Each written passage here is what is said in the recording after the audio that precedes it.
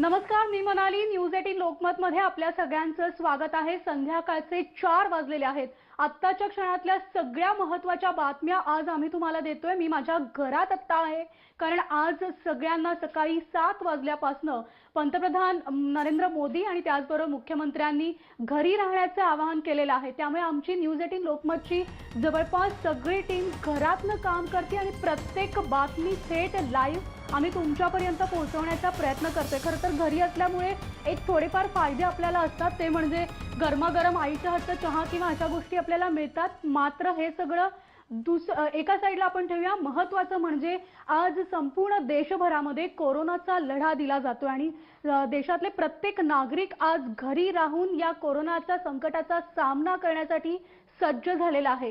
नुकतीच मुख्यमंत्र्यांनी एक पत्रकार परिषद सुद्धा घेतली होती आणि या पत्रकार परिषदेमध्ये त्यांनी काही महत्त्वाच्या घोषणा केलेल्या आहेत.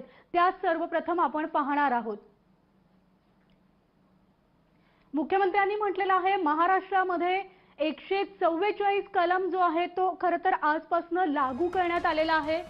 जर नजर टाकली तर आणखी काही महत्त्वाचे मुद्दे जे आहेत ते मुख्यमंत्र्यांनी आज या पत्रकार परिषदेमध्ये मांडलेले आहेत.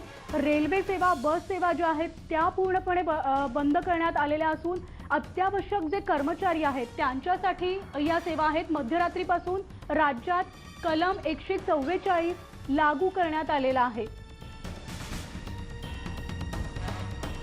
तर सरकारी कार्यालयामध्ये फक्त 5% कर्मचारी काम करणार असल्याचं मुख्यमंत्र्यांनी म्हटलेलं आहे.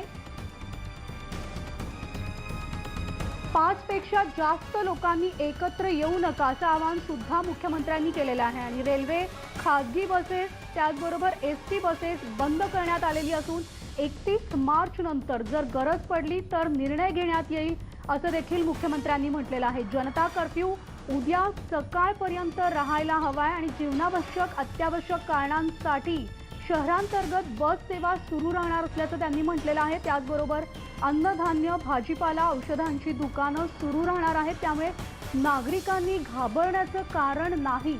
ज्या गोष्टींची अत्यावश्यकता अगदी गरज आहे तरच या गोष्टी तुम्ही जाऊन अन्नधान्य असेल किंवा भाजीपाला असेल किंवा औषधं असतील त्यासाठी तुम्ही जाऊ शकता. मात्र अन्यथा घराबाहेर पडण्याची अजिबात गरज नाहीये.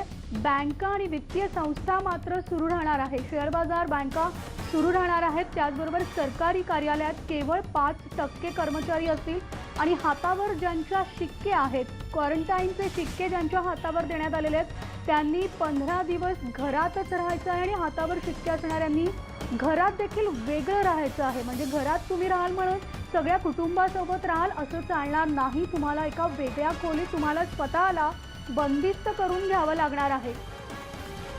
तर मंदिर, मशीद, चर्च भाविकांसाठी बंद ठेवण्यात आलेलं आहे.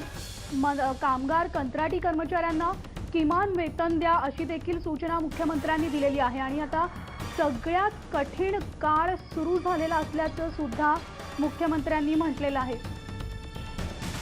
तर आपण थेट पाहणार आहोत हे नेमकं काय म्हटलेलं आहे आपण पाहूयात. शहरांतर्गत जी काही बस सेवा आहे ती फक्त आणि फक्त जीवनावश्यक वस्तूंची ने-आण करण्यासाठी, जीवनावश्यक सेवांसाठी जो कर्मचारी वर्ग लागतो त्यांना ने-आण करण्यासाठी म्हणून आणि म्हणूनच आपण वापरणार आहोत.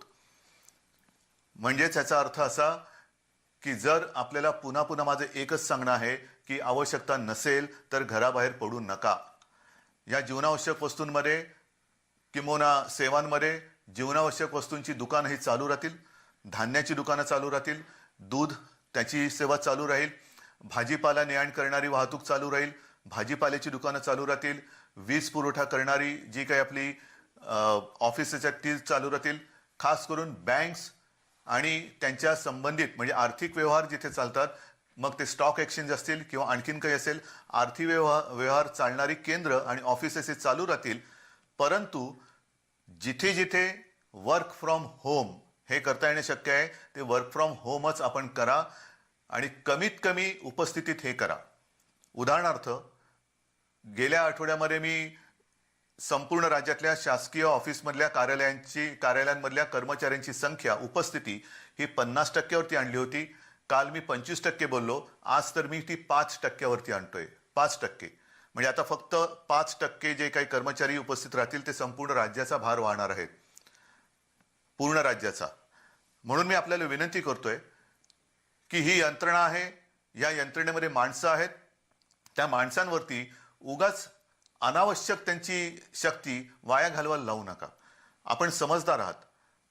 आज जे काही आपण दाखवलेले जे आपल्या जिद्दीचं आणि निश्चयाचं अद्भुत दर्शन घडवलं ते मी तुम्हाला सांगतोय, तेच दर्शन मला किमान पुढच्या 31 मार्च पर्यंत पाहिजे. किमान हे संकट लवकरात लवकर टळलं पाहिजे. पण 31 मार्च हा पहिला टप्पा आहे. त्याच्या पुढे जर गरज लागली तर आपल्याला तो काळ आणखीन वाढवावा लागेल. लोकल्स तर बंद केलेले आहेत. बस सेवा ही फक्त मी सांगितलं जसं जीवनावश्यक सेवांसाठी आवश्यक असणारा कर्मचारी वर्ग आणि जीवनावश्यक कामांसाठी ही बस सेवा उपलब्ध राहील. बाकी सर्वांना मी आधीच सांगितलेलं आहे की सर्व धर्मीय, मग त्याच्यात मंदिरं, मशिदी, चर्च जर अजून बंद झाली नसतील तर ती तातडीने बंद केली पाहिजेत. पूजा अर्चा चालू ठेवा. त्याच्यामध्ये जसजसं प्रत्येक धर्मियांप्रमाणे गुरुद्वारा असेल, मंदिरं असतील, मस्जिद असेल, जे काही धार्मिक त्यांच्या पद्धतीने कोण धर्मगुरू असतील, पुजारी असतील, मुल्ला मौलवी असतील, त्यांनी येऊन त्यांच्या धार्मिक गोष्टी ज्या असतील त्या पूजा अर्चेपर्यंत करणं काही हरकत नाही. पण दर्शनासाठी जो निर्णय सिद्धिविनायकाने घेतलाय, पंढरपूरने घेतलेला आहे, साईबाबांच्या शिर्डीच्या इथे घेतलेला आहे, कोल्हापूरने घेतलाय, ही संपूर्ण मुंबईमध्ये सुद्धा असे सर्व धर्मियांनी घेतलेले आहे. ही सगळ्यांकडनं मदत ही झालीच पाहिजे, करायलाच लागेल. अनेक जण म्हणतात की बाबा आमच्या तळहातावरती पोट आहे, त्याचं काय करायचं. त्याही बाबतीत मी सांगितलेलं आहे की हे संकट हे विश्वव्यापी आहे. ह्या संकटाने कोणालाही सोडलेलं नाही, ना कोणती जात पात धर्म सोडलाय आणि मला नाही वाटत कोणता त्यांनी देश सोडलेला आहे. अगदी ट्रम्प पासून ते आपल्या मी तर सोडाच, पण सरपंचापर्यंत किंबहुना महापौरापर्यंत सगळ्यांना या संकटाने ग्रासून टाकलेले आहे. म्हणून याच्यात माणुसकीची आवश्यकता आहे. जे उद्योगधंदे आपल्याला नाईलाज म्हणून बंद ठेवावे लागत आहेत, त्या सर्व कामगारांना मी विनंती करतोय की कृपा करून आपणच आमच्या अर्थव्यवस्थेचा पाठकणा आहात. देश कशावरती चालतो? एक शेतकरी आहे, जवान आहे, कामगार आहे, आणि कामगार हा आपल्या अर्थव्यवस्थेचा पाठकणा आहे. हा पाठकणा आहे म्हटल्यानंतर त्यांना जपणं हे जसं सरकारचं काम आहे तसंच त्या त्या कारखान्यांच्या मालकांचं किंवा कंपनीच्या मालकांचं सुद्धा काम आहे. कृपा करून या सगळ्या संकटात पुन्हा सांगतो, माणुसकी सोडू नका. त्यांना किमान वेतन हे चालू ठेवा. जीवनावश्यक वस्तूंचा साठा अजिबात करू नका. काही आवश्यकता नाही. ती दुकानं नेहमी उघडी राहतील आणि त्याच्यामध्ये ज्या काही वेळेला अन्न, धान्य किंवा औषधं यांचा पुरवठा जो काही करायचा आहे ते करण्यासाठी सरकारची यंत्रणा सज्ज आहे. आपल्याकडे या सगळ्या गोष्टींचा पुरेसा साठा आहे. म्हणून उगाचच गर्दी करून घरात काही साठवून ठेवण्याची अजिबात गरज नाहीये, अजिबात गरज नाहीये. हे इतर सुद्धा जे मी तुम्हाला सांगितलेलं आहे की बाबा शाळा असतील, आता शाळांबद्दल सुद्धा निर्णय घेतलेला आहे. एसएससीच्या परीक्षा सुद्धा आपण आता एक पेपर राहिले तोही पुढे ढकललेला आहे. एकूणच आपल्याला जे मी पुन्हा पुन्हा सांगत होतो की अत्यंत महत्वाच्या टप्प्यात आपण जात आहोत, ते आता आपण आलेलो आहोत. हा सगळ्यात कठीण काळ आपला सुरू झालेला आहे. जो विषाणू जगभरामध्ये 3-4 आठवड्यात गुणाकार करतो, तो गुणाकाराचा काळ हा सुरू झालेला आहे. आणि मला खात्री आहे जी जिद्द तुम्ही आज दाखवलेली आहे त्या जिद्दीने त्याला तर आपण गुणाकार करू देणार नाहीच, पण मला खात्री आहे आपण त्या विषाणूचीच वजाबाकी करून टाकू. चला, तुम्ही सगळे सज्ज आहात. आजपर्यंत जे आम्ही तुम्हाला सांगितलं, सरकार म्हणून तुम्हाला सांगितलं, तुम्ही मदत केलेली आहे. कृपा करून पुढचे काही दिवस हे आपल्या सगळ्यांच्या परीक्षेचे आहेत. म्हणजे शाळेच्या परीक्षा पुढे ढकलल्या असल्या तरी सगळ्यांच्या परीक्षेचा काळ सुरू झालेला आहे. ही परीक्षा पुढे ढकलता येणार नाही. ही इथल्या इथेच आपल्याला त्याच्या पेपरचं किंबहुना त्याची उत्तरही इथेच देऊन हे एकदाच सगळं संकट हे साफ करून टाकायचंय. आणि म्हणून मला असं वाटतं की गैरसोय ही होते. आज सुद्धा जी काय मुंबई बघतोय चित्रवाणीवरती संपूर्ण राज्याचं आणि देशाचं मी दृश्य बघतोय, हे आपल्याला पाहवत नाहीये, अजिबात नाहीये. पण शेवटी जे म्हणतात ना, जान बची लाखो पाय, जीव हा सगळ्यात महत्वाचा आहे. जीव वाचवला तर सगळं काय होईल. संकट हे गंभीर जरी असलं तरी सरकार खंबीर आहे. तुम्ही घाबरू नका, अजिबात घाबरू नका. फक्त निश्चय, जिद्द, संयम, ज्या सूचना तुम्हाला दिल्या जात आहेत त्या तुम्हाला मी पुन्हा सांगत नाही. हात धुवा, चेहऱ्याला जास्त हात लावू नका, अंतर ठेवा, जर का गरज नसेल तर घराबाहेर पडू नका, अनावश्यक संपर्क टाळा. आणि पुन्हा एकच सांगेन की जी लोक गेल्या 15 दिवसात परदेशातून आलेली आहेत आणि आपल्या घरोघरी क्वारंटाईनमध्ये राहत आहेत, विलगीकरण कक्षात राहत आहेत, विलगीकरण म्हणून राहत आहेत, त्यांच्या संपर्कात येऊ नका, त्यांना समाजात जाऊ देऊ नका. त्यांच्या संपर्कात आला असाल तर आपण सुद्धा समाजात फिरू नका आणि जर कोणाला लक्षणं काही आढळली तर ताबडतोबीने आपल्या डॉक्टरना संपर्क करा. जय हिंद, जय महाराष्ट्र.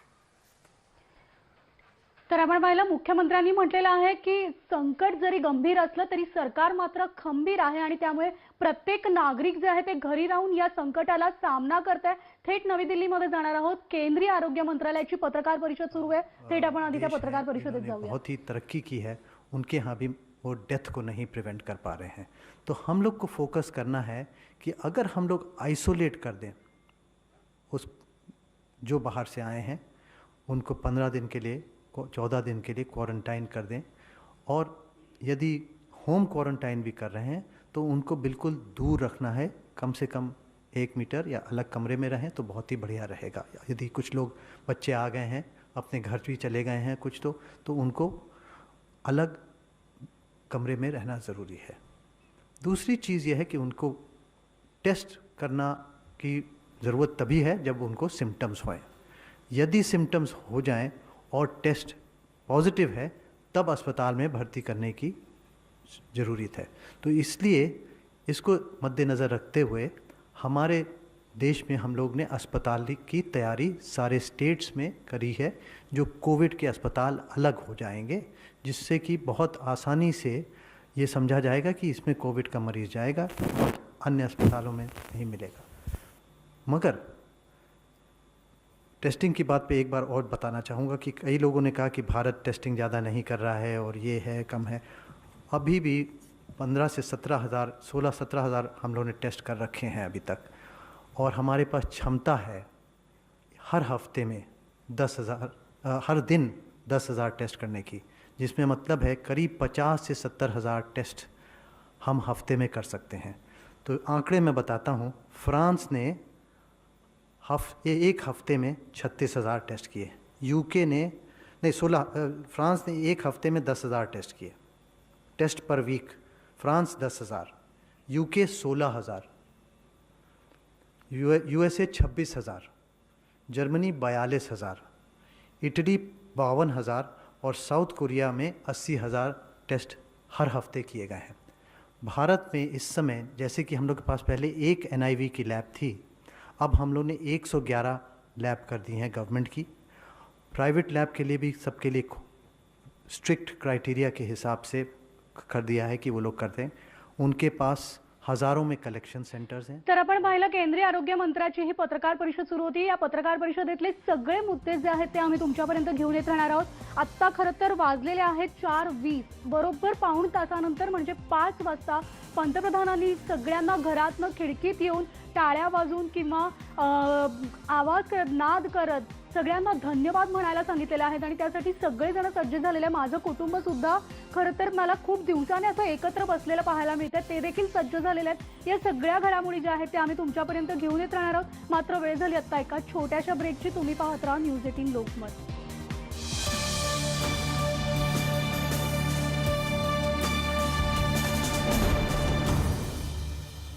नवी मुंबई